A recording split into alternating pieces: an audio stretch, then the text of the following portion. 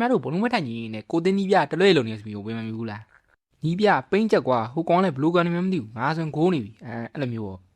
့ကျွန်တော်တို့ကဒီဝေးကြည့်ပြီးအားချောင်းနေပြီမဲ့တကယ်လက်တွေကစားသမားတွေရဲ့ PR တွေကြန့်ခိုင်မှု stamina နီးပြရဲ့ကစားကွက်တွေကိုကိုယ်တိုင်ဝင်မလို့ဘူးဝင်မကန်ဘူးတော့ဘယ်သူမှသိချင်နားမလဲကြဘူးဒါကို psychology မှာ Dunning Kruger effect လို့ခေါ်ရင်ဒီ Dunning Kruger effect ရဲ့လူတွေသိမသိကြသေးတဲ့အကြောင်းတွေကိုကျွန်တော်သိချလေးပြပြပေးမယ်ဟုတ်ပြီဒါဆိုဒီ Dunning Kruger effect ဆိုတာဘာကြီးလဲခင်ဗျားတို့သိပြီးသားဖြစ်တော့မယ်ဒါကြီးကနေစအောင်ဒီမှာ mouse လို့ဆိုတာရှိရယ်လူတယောက်ကပညာရေးတကူကိုလေ့လာပြီးနည်းနည်းလေးသိလာရောသူ့ကိုယ်သူသိလာပါပြီတက်လာပါပြီငါ peak ဖြစ်နေဆိုပြီးတော့ confidence ကဟိုးမိုးတက်သွားပြီပြောရရင်သူသိတာကဒီလောက်သူ့ကိုယ်သူထင်နေရကြတော့ဒီလောက်ကြီးအဲ့ကနေပြီး तू ကဆက်လေလာရင်နဲ့ဟာငါမသိရရင်အများကြီးပဲရှိသေးပါလားဆိုပြီးတော့ confidence ကအောက်ကိုပြန်ကျသွားပါလေရောအဲ့လိုနဲ့ तू ကထပ်ပြီးလေ့လာရတဲ့အခါမှာသူ့ရဲ့ confidence ကသူ့ရဲ့ confidence နဲ့အညီပဲသွားတယ်ဒီ graph လေးကနားလေရလွယ်ပြီးရှင်းပြထားလေးရတော့ကောင်းပေမဲ့နှမျိုးစရာကောင်းတာတကယ် original research ကပြောခဲ့တဲ့အရာမျိုးဖြစ်နေတယ် Dunning Kruger ဆိုတာ David Dunning ဆိုတဲ့ psychology ပါမောက္ခကြီးနဲ့သူ့ရဲ့ကျောင်းသားလေး Justin Kruger တို့ကဖော်ထုတ်ခဲ့တဲ့ user တခုသူတို့က1999မှာဒါကိုသိကျင်လို့စမ်းသပ်မှုတစ်ခုလုပ်ခဲ့သူတို့နှစ်ယောက်ကကျောင်းသားတွေကိုစုပြီးတော့ humor logical reasoning English grammar အဲ့ဒါတွေနဲ့ test လုပ်ခဲ့နောက်ပြီးကျောင်းသားတွေကိုသူတို့ဖြေခဲ့တဲ့ test မှာသူတို့ရဲ့အဆင့်ကတခြားကျောင်းသားတွေနဲ့ရှင်အဆင့်ဘယ်လောက်ရှိလောက်မလဲဆိုတာကိုပါခံမှန်းခိုင်းတယ်အဲ့လိုနဲ့ရလဒ်တွေထွက်လာတဲ့အခါအမှန်များတဲ့ကျောင်းသားတွေကကျတော့သူတို့အဆင့်ကပုံမှန်နေမှာပါဆိုပြီးတော့ထင်ခဲ့ကြပေမဲ့အမှန်နေတဲ့ကျောင်းသားတွေကကျတော့သူတို့အဆင့်ကိုအမြင်နေမှန်းခဲ့ကြတယ်။အဲဒါကြောင့်အရေးချင်းမရှိတဲ့လူတွေတနည်းအားဖြင့်ပညာရေးတစ်ခုကိုပဲစည်းလောက်ပဲသိတဲ့လူက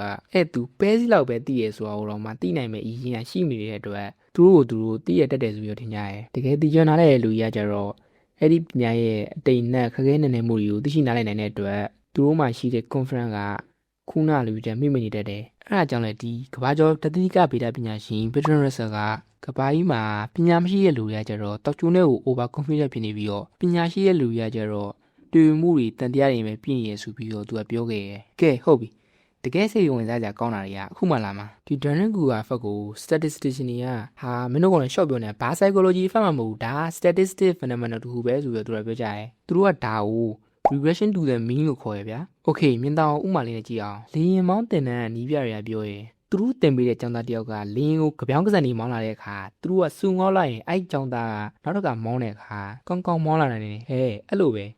ကောင်းကောင်းမောင်းနေတဲ့လူတွေကိုကြီးကြီးစကားပြောလိုက်ရင်ကြတော့နောက်တော့ကမောင်းရင်ကြပြောင်းကစားနေဖြစ်ကုန်အောင်အဲ့အကြောင်းအဲ့နီးပြတွေကကျောင်းသားတွေကိုစူငေါလိုက်တာပဲအလုပ်ဖြစ်တယ်လို့သူတို့ကထင်ကြတယ်ဒါပေမဲ့ regression to the mean ရဲ့သဘောတရားအရာကြတော့ပထမအကြိမ်မှာထူးထူးခြားကြီးကိုကောင်းသွားပဲဖြစ်ဆိုးသွားပဲဖြစ်ရလက်တစ်ခုထွက်လာပြီးရင်ဒုတိယကြိမ်ရလက်ကပုံမှန်ပြင်းပြတန်ဖို့ average ကိုပဲပြန်ဥတီသွားတတ်တာတဘာပါပဲလို့ပြောထားတယ်။အဲကြောင့်ကျောင်းသားတယောက်က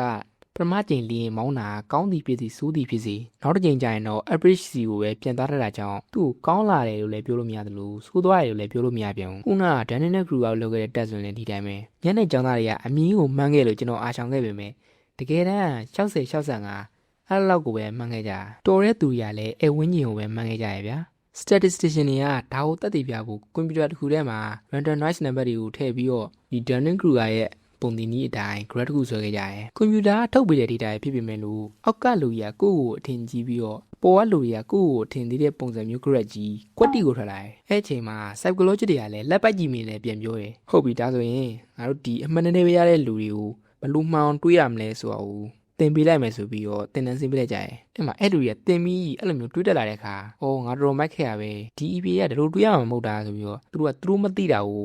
သိရှိနားလည်သွားကြတယ်။ regression to the mean ရဲ့သဘောတရားတက်ပဲဆိုရင်ဗျာဒီလိုလေးတင်ပေးလိုက်ရုံနဲ့ပြောင်းလဲသွားစရာဘာကြောင်းမှမရှိဘူး။လူတွေကတင်းနဲ့တကယ်တက်လာကြတဲ့အခါသူတို့ဘာမသိလဲဆိုတာကိုပါသိနိုင်တဲ့ meta cognitive ability ကပါတက်လာပြီးတော့အဲ့ဒီပညာရပ်မှာပူပြီးတက်ကျွမ်းလာကြအောင်အဲ့ဒီຢာကို psychology effect တစ်ခုလို့တက်တည်ပြခဲ့ကြတယ်။ခဲကတော့ဘယ်သူမှလဲဆိုတော့ဘယ်သူမှမမဟုတ်ဘူး။သူ့ရင်ထဲမှာကိုမရှိမှန်းတည်ရတဲ့တစရိုးကြီးရှင်းပြနေတယ်ခင်ဗျားတို့ရဲ့မှာဟုတ်ပြီအားရနောက်မှပြောမယ်။ခုကမှာ psychology တွေကဒီသဘောတရားနှစ်ခုလုံးကိုလက်ခံထားကြတယ်။ဘာလို့လဲဆိုတော့လူတွေတို့ဖြစ်ရတာ Dunning Kruger effect ကြောင့်ပဲလားဒါမှမဟုတ် regression to the mean ကြောင့်ပဲလားဆိုတာထက်လူစိတ်တဘာဝရဲ့လက်မှုကြောင့်ကဘယ်လောက်လဲတင်ရှားသဘောတရားရဲ့လွှမ်းမိုးမှုကြောင့်ကဘယ်လောက်လဲဆိုပြီးတော့တွေ့ကြရတယ်။ဒါမှလည်းကျွန်တော်လူသားတွေရဲ့စိတ်တဘာဝကိုပုံမှန်နားလည်လာမယ်မှလည်းဖြစ်တယ်ဗျာ။ပြီးတော့ရှိသေးတာဒီ Dunning Kruger effect ဆိုတာလူတိုင်းမှာဖြစ်နေတာတော့မဟုတ်ဘူးရေ။ဟာငါလည်းတည့်ရဲ့လူရဲ့ပုံမှန်ပါပဲကွာမင်းပြောသလိုဘယ်သူမှအာမချောင်ကြပါဘူးဆိုပြီးတော့ကျွန်တော်တို့လာမစင်းနေပေါ့ဗျာ။ဒါကတော့လူတစ်ယောက်ချင်းစီရဲ့ meta cognition ပုံမှန်မူလီတလို့ကာရှာနေလဲဆိုင်သေးတယ်။ဘာပဲဖြစ်ဗျာတင်ရှားသဘောတရားပဲဖြစ်လူစိတ်တဘာဝကြောင့်ပဲဖြစ်ကျွန်တော်တို့ကဒီကောင်ကြီးရန်နေတော့ကာဝယ်ထားတဲ့နေဘ လို့ကာကွယ်ရမလဲဆိုရင်ကြတော့ပထမချက်ငါလူတစ်ယောက်ပဲမလို့ဘာမှအလုံးစုံမသိနိုင်ဘူးလို့တွေးဥပမာစိုးရီးပြောသလိုငါတိရဆိုလို့ငါဘာမှမသိဘူးဆိုတာပဲရှိတယ်အဲ့လိုမျိုးဒုတိယချက်တခြားသူတွေစီကနေပြီးတော့ feedback တောင်းပြောချင်တာဗျာငါဘာတွေမှားနေလဲငါဘယ်နေရာတွေမှာတလွဲလုံနေလဲဆိုတာကိုလေ့လာနေတဲ့ domain တွေကတကယ်သိတကယ်တက်တဲ့သူတွေကိုတွားမေးကိုက Dunning Kruger အဖက်မိမှဆိုလို့တွားမေးပါတယ်ဆိုကိုတွားမေးရဲ့လူကပါမိနေရင်တော့ကိုထိုင်နဲ့ကိုကံမယ်နောက်ဆုံးချက်ဒါကတော့အထီးရောက်ဆုံးပဲဘာလဲဆိုတော့အမြဲတမ်းလေ့လာနေတော့ဒီ graph ထဲမှာပြောခဲ့တဲ့အတိုင်းလူတစ်ယောက်ကလေ့လာလေသူ့ရဲ့ confidence ကပို့ပြီးမြင့်လာလေပဲအဲ့တော့ချုပ်ပြောရရင်ဗျာ Dunning Kruger အဖက်ဆိုတာ level 2မှာအသိပညာနည်းတဲ့လူက over confident ဖြစ်ပြီးတော့တကယ်ကျွမ်းတဲ့သူကတန်တရားတွေများနေတဲ့ psychology effect နဲ့ statistic phenomenon တခုဖြစ်တယ်။ကဲခင်ဗျားတို့ရောအင်္ဂလိပ်စာသင်တန်းလေး develop တက်ပြီးတော့ဘိုလိုကြီးမှုန့်နေတဲ့တကယ်ချင်းတွေတွေ့ဘူးလား comment ထဲမှာဝင်ရောက်နှီးနှောဖလှယ်သွားကြပါအောင်အားလုံးပဲဘိုင်ဘိုင်